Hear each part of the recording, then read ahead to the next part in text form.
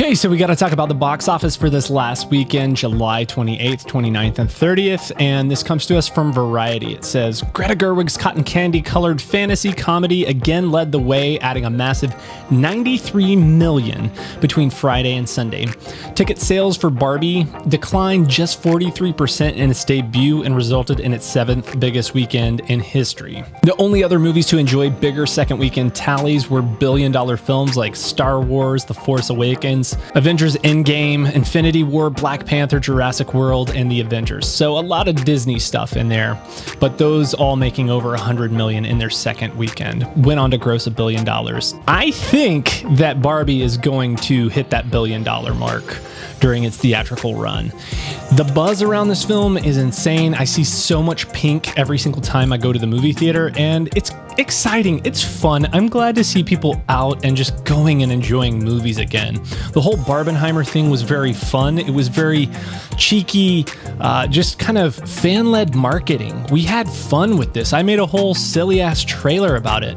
It's been a good time to be a film fan. What else did well? We can't really talk about Barbie without also talking about Oppenheimer in the same breath often, but it goes on to say Christopher Nolan's dark historical drama also had a stellar sophomore outing, taking in a mighty $46.6 million over the weekend. According to Universal, it became the first R-rated film to gross more than $10 million for 7 days in a row on Friday. That streak extended to 10 days through the weekend. So good for them. I'm excited. It's a great movie. Christopher Nolan, he's one of my favorite directors, and I just love to see that this film is doing well and that Barbie's doing well. Barbie is definitely doubling what Oppenheimer is doing at the box office, but Oppenheimer is still a massive success. The 47 million we're seeing here would have been successful on their opening weekend. This is their second weekend, so this is a great result for Christopher Nolan, for Universal, for movie film fans. It's so exciting that we get these original stories. Weekend 2 proves the outpouring of interest in Barbie and Oppenheimer a week ago was not a fluke. Both films put up second weekend numbers that would have been considered solid as debuts and reflect two of the best sophomore session holds in box office history, which is awesome. I've seen both Barbie and Oppenheimer. I reviewed both of them. I think that they're great films, and neither one of them is a perfect film, but definitely worth seeing while they're in the theater. After just 2 weeks on the big screen, Barbie has generated $351.4 million in North America to stand as the fourth biggest domestic release of the year. Globally, the Warner Brothers film has grossed more than $750 and ranks as the third largest film of the year. So far, it's up to $750 million worldwide. I think it's definitely going to crack the $1 billion mark.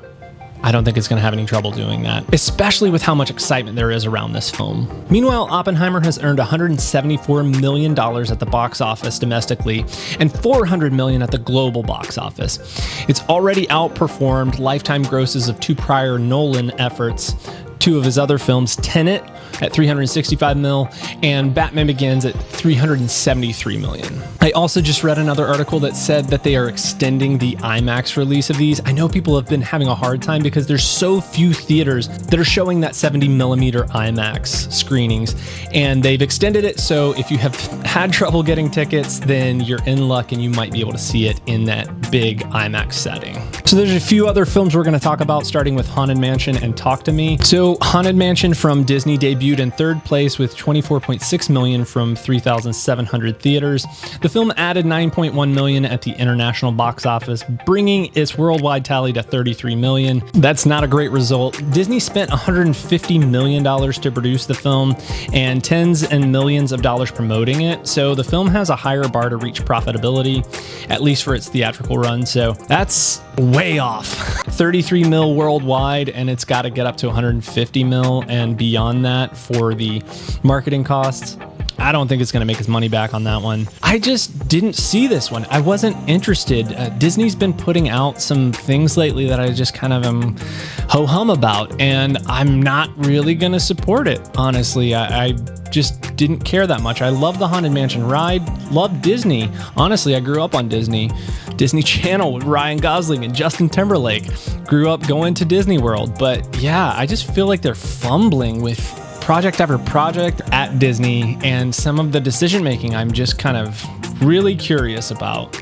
If you are a horror fan, you've got to see Talk to Me. It's an amazing movie, amazing horror film, and it's doing pretty well considering its budgets. The low budget Talk to Me generated a healthy $10 million from the theaters across the US. Ticket sales exceeded expectations and were enough to land it in 6th place this weekend.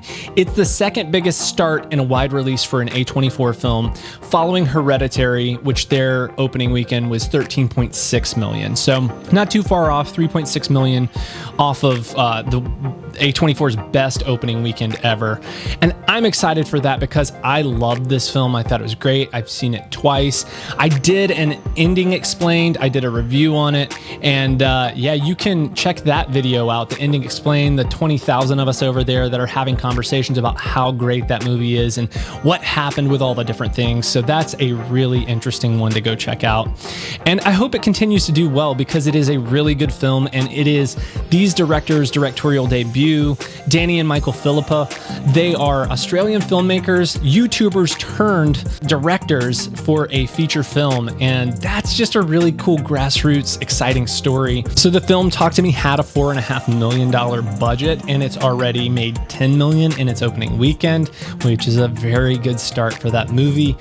I hope it just continues to get positive word of mouth, and I'm super high on it. A lot of the people in the comment section for the video I did on the explained ending seem to love it. There were a few outliers, but most people are really enjoying it. And critic ratings, last time I checked, it was above 90. I think it was at like 94 or 96%. So Sound of Freedom has continued to have legs as it added $13.6 million at the box office this weekend. I actually saw it this weekend. I missed it on July 4th, and a lot of time just passed and I was watching other things.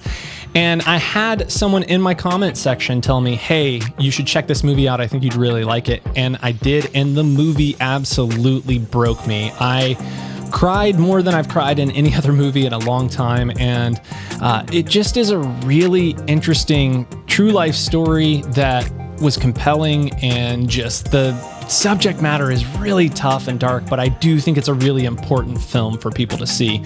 And there was all this controversy around it within the media saying it's for superhero dads with brain worms, and essentially like it's QAnon adjacent and all this silliness. I didn't see any of that in the film. I just thought it was a really good movie. Sometimes when you have media telling you do not go see this, it has the opposite effect, and everyone's like, okay, that's what we're gonna go do. So at the end of the film, Jim Caviezel has a message, and he essentially encourages the viewers of the movie to pay it forward, to buy tickets for someone else who maybe can't afford it, and people can see the film that way. That might be part of why the movie has done so well, but it's also just a cool thing for people who don't have the funds to just be able to go see it. Yeah, this is a crazy take. So Sound of Freedom actually has grossed more this year than big movies like Fast 10, Tom Cruise's Mission Impossible, Dead Reckoning Part 1, and Elemental as well.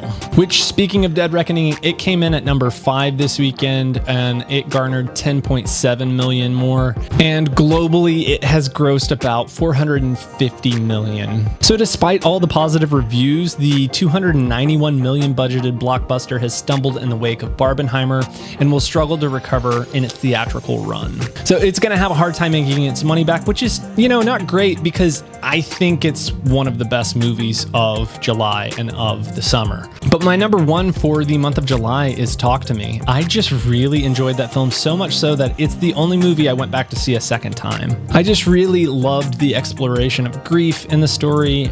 I enjoyed the characters. I liked that it felt like a grounded indie horror film. It didn't feel like a Hollywood horror film. And that's no shade to Hollywood, but a lot of times they put out a more polished product that doesn't feel, well, horror. But yeah, those were the box office numbers for this weekend. If you're interested in any of those, subscribe and you'll get hit up with lots of those reviews, and you can check out my latest video here.